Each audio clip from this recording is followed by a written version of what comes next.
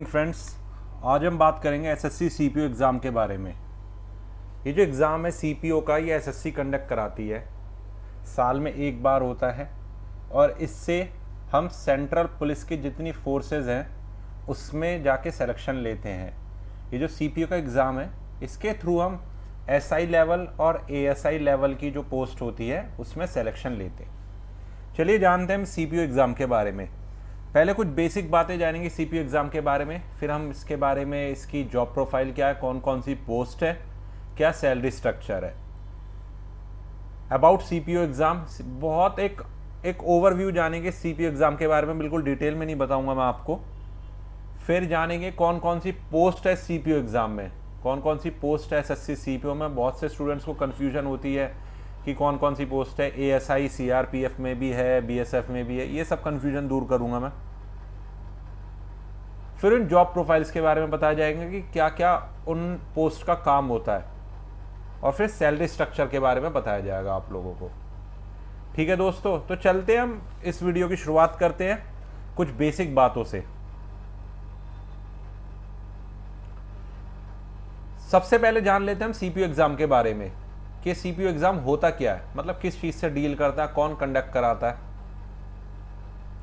CPO is Central Police Organization and recruitment of the post of SI and ASI level post in CPO is done by SSC। CPO की full form है central police organisation, और जो सब inspector और assistant sub inspector level की post होती है CPO में, उसका रिक्रूटमेंट SSC कंडक्ट कराता है। SSC और भी एग्ज़ाम्स कंडक्ट कराता है, आप लोगों को पता होगा, जैसे CGL हो गया, CHSL हो गया, बहुत सारे एग्ज़ाम्स हैं। उसी की तरह CPO एग्ज़ाम भी SSC कंडक्ट कराता है।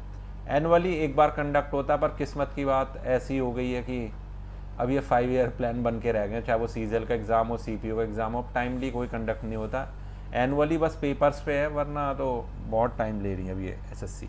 ठीक है, आगे चलते हैं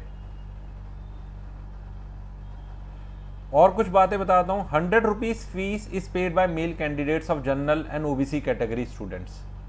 100 रुपये फीस आपको पे करनी पड़ेगी जब आप फॉर्म भरोगे, वो भी जनरल कैटेगरी और ओबीसी कैटेगरी के स्टूडेंट्स, वो भी male. Female candidates and candidates belonging to SC ST and ex serviceman are exempted. Female candidates और वो कैंडिडेट्स जो एससी एसटी और एक्स सर्विसमैन कैटेगरी में आते हैं, वो एग्जेम्प्टेड होते हैं फीस पे करने से। ओके, और कुछ बातें भाई, क्वालिफिकेशन क्या चाहिए, एलिजिबिलिटी क्या चाहिए। इसमें ग्रेजुएशन डिग्री चाहिए आपको किसी भी डिसिप्लिन में, मतलब कोई भी कोर्स में, चाहे आपका बीए हो, बीकॉम हो, बीटेक हो, कुछ भी हो, बस आपको ग्रेजुएशन डिग्री चाहिए। एक सबसे इंपॉर्टेंट चीज़, for the post of Delhi police SI male candidates must have a driving licence during physical test.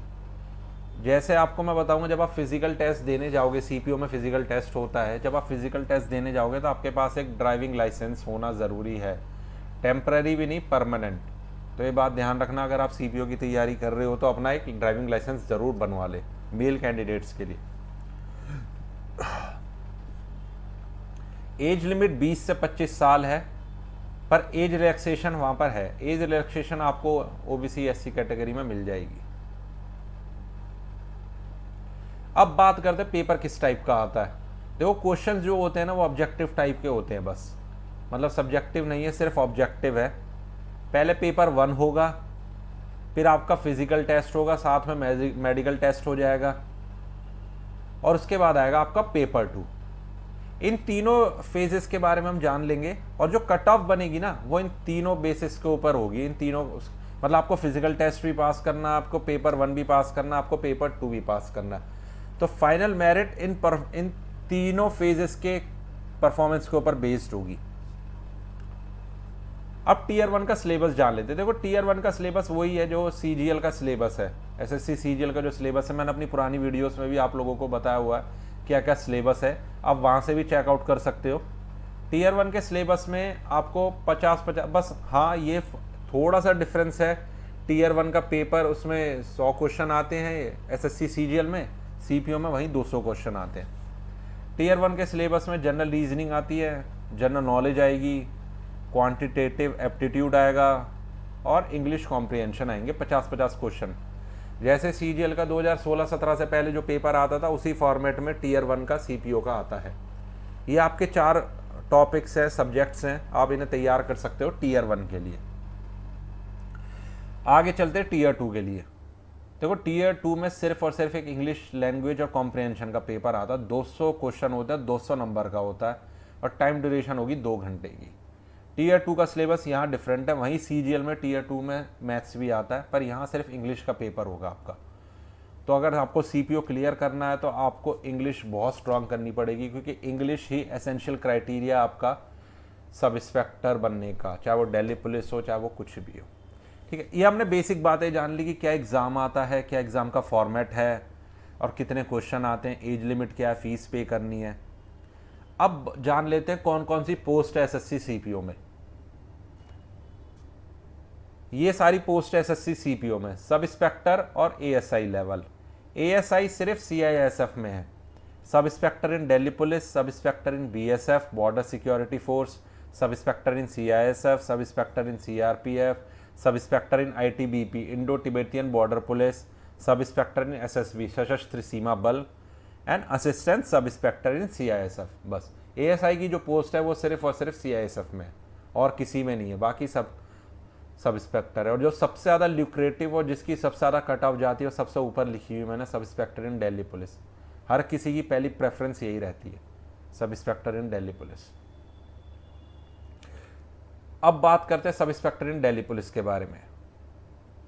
देखो इसका मेन काम क्या होता है, maintenance of law and order in Delhi. आप लोगों को पता होगा कि दिल्ली पुलिस दिल्ली गवर्नमेंट के अंडर नहीं आती, ये MHA के अंडर आती है, मिनिस्ट्री ऑफ होम अफेयर्स के अंडर। तो इसके अंदर काम करना आपको और प्रेस्टीजियस हो जाता है, क्योंकि आप स्टेट गवर्नमेंट के इन्फ्लुएंस से बाहर होते हो, आप डायरेक्ट सेंट्रल गवर्नमेंट को रिपोर्ट करते हो, MHA को। तो कहीं ना कहीं इसलिए इसकी कट ऑफ इतनी ज़्यादा है, इसलिए इतनी ज़्यादा प्रेस्टीजियस पोस्ट है ये। अब बात करते हैं सब inspector in BSF border security force, जो protection of the border between India and Pakistan and Bangladesh. BSF का यहाँ रोल होता है, बॉर्डर जो इंडिया पाकिस्तान और बांग्लादेश के बीच में है, BSF का यहाँ रोल होता है। यहाँ पर आप सब इंस्पेक्टर बन के जाओगे तो आपको यहाँ काम करना पड़ेगा। अब sub inspector in CISF, Delhi police के बाद जो सबसे ज़्यादा कट ऑफ हाई जाती है वो सब इंस्पेक्टर इन CISF की।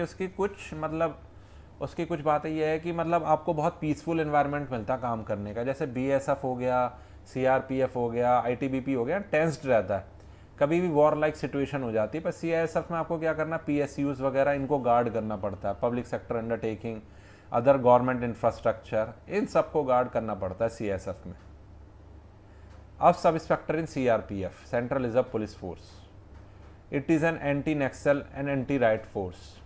नक्सलवादी एरिया में CRPF सबसे ज़्यादा काम करता है। जब राइट्स होते CRPF की कोई यूनिट आ जाती है, लगा दी जाती है, तो इसमें काम करना कहीं ना कहीं टेंस्ड होता है। तो इसलिए इसकी कट ऑफ CISF और दिल्ली पुलिस से कम रहती है, मतलब स्टूडेंट्स कम चूज़ करते हैं इसको। सब inspector in Indo Tibetan border police, protection of the border between India and China. आप लोगों को पता ही है, इंडो तिब्बतियन से आपको पता ही चल रहा होगा, protection of the border between India and China. अगर आप यहाँ सब इंस्पेक्टर लोगोगे तो आप यहाँ जाओगे। अब सब इंस्पेक्टर इन सशस्त्र सीमा बल, protection of the Indo Nepal and Indo Bhutan border. अगर आप SI लगते हैं SSB में, सशस्त्र सीमा बल में, तो आपको नेपाल या भूटान बॉर्डर पे भेज दिया जाएगा। अब बात कर लेते हैं इनकी सैलरी के बारे में। भाई सैलरी क्या क्या है, क्या क्या सैलरी मिलेगी आपको, चाहे दिल्ली पुलिस में हो, CISF में हो, कौन सा आपका ग्रुप है, आप ग्रुप B में काम करोगे, ग्रुप C में काम करोगे, ये देख लेते। अब SI इन CISF, CRPF, BSF, ITBP, SSB है। दिल्ली पुलिस को छोड़ के जो भी SI हैं वो 4200 ग्रेड पे की नौकरी है।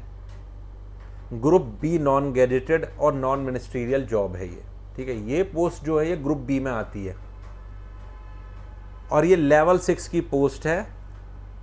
जैसे ही मतलब दिल्ली पुलिस की अगर हम SI की भी बात देखें तो वो भी बिल्कुल सेम है, पर दिल्ली पुलिस की जो पोस्ट है वो 4200 ग्रेड पे, पर वो ग्रुप C नॉन गेस्टेड है। देखो जब फर्स्ट प्रमोशन होगा ना, आप जब फर्स्ट प्रमोशन चाहे दिल्ली पुलिस में लोगे चाहे CISF में लोगे, तो आप सेम उस पर आ जाओगे, ग्रुप B गेस्टेड पे। जैसे इनकम टैक्स इंस्पेक्टर की पोस्ट है वो ग्रुप C है, वहीं मिनिस्ट्री में जो ASO है वो ग्रुप B नॉन गेस्टेड है। पर जब फर्स्ट प्रमोशन लगता है तो दोनों पोस्ट ग्रुप B गेस्टेड पे आ जाती हैं। सेम दिल्ली पुलिस और CISF का। वही लेवल 6 है जो आपका CISF वगैरह में भी देखा गया। अब assistant sub inspector in CISF की बात कर लेते हैं। 2800 ग्रेड पे की नौकरी है। वही दिल्ली पुलिस सब SI और CISF में SI वो 4200 ग्रेड पे की थी, और लेवल 5 है। इसमें अराउंड आपका 38,000 48,000 आपकी इन हैंड सैलरी बन जाती है। और ये group C non gazetted post है, लाइक SI इन दिल्ली पुलिस। ये मोर देन सफिशिएंट था इस एग्ज़ाम के बारे में जानने के लिए और इन सारी पोस्ट के बारे में जानने के लिए, क्योंकि बहुत से स्टूडेंट्स को बहुत कन्फ्यूजन होती है। सब लोग सोचते हैं आने से पहले कि ASI CRPF में भी होगा, ASI दिल्ली पुलिस में भी होगा CPO के थ्रू, पर ये सब मैंने आपकी कन्फ्यूजन दूर कर दी, आपको बता दिया कौन से ग्रुप में कौन सी पोस्ट है और कितना सैलरी स्ट्रक्चर है, और इस एग्ज़ाम के बारे में ओवरव्यू दे दिया है। अगर आपको मेरी वीडियो पसंद आए तो मेरा चैनल सब्सक्राइब कर देना और ज़्यादा से ज़्यादा इस वीडियो को शेयर करना, ठीक है। जब तक के लिए थैंक यू, गुड बाय।